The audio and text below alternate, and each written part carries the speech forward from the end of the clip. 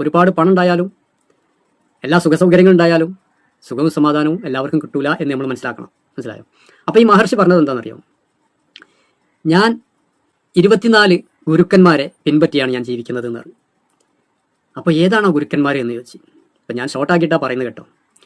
അപ്പം മഹർഷി പറഞ്ഞു കൊടുത്ത് 24 ഗുരുക്കന്മാരെന്ന് പറഞ്ഞാൽ വെച്ചാൽ ഭൂമി, വായു, ആകാശം, അഗ്നി, ജലം, ചന്ദ്രൻ, സൂര്യൻ, സമുദ്രം, മാടപ്രാവ്, പെരുമ്പാമ്പ്, പാറ്റ, തേനീച്ച, ആന, മത്സ്യം, മാന്, വണ്ട്, സർപ്പം, പിങ്കള, കന്യക, ബാലൻ, ശരനിർമ്മാതാവ്, പുരരിപക്ഷി, എട്ടുകാലി, വേട്ടാളൻ. ഇങ്ങനെ 24 ജീവികളുടെ പേര് പറഞ്ഞു കൊടുത്തു. അപ്പോൾ അദ്ദേഹം ചോദിച്ച് അവരിൽ നിന്ന് എങ്ങനെ ഈ സുഖം സമാധാനം കിട്ടുന്നു? അവരെ പിൻപറ്റി അവരിലേക്ക് നോക്കി അവരുടെ കാര്യങ്ങൾ മനസ്സിലാക്കിയാണ് ഞാൻ ജീവിക്കുന്നത്. അപ്പം അങ്ങനെ ഓരോന്നിനെക്കുറിച്ചും വ്യക്തമായി പറഞ്ഞു കൊടുത്തു.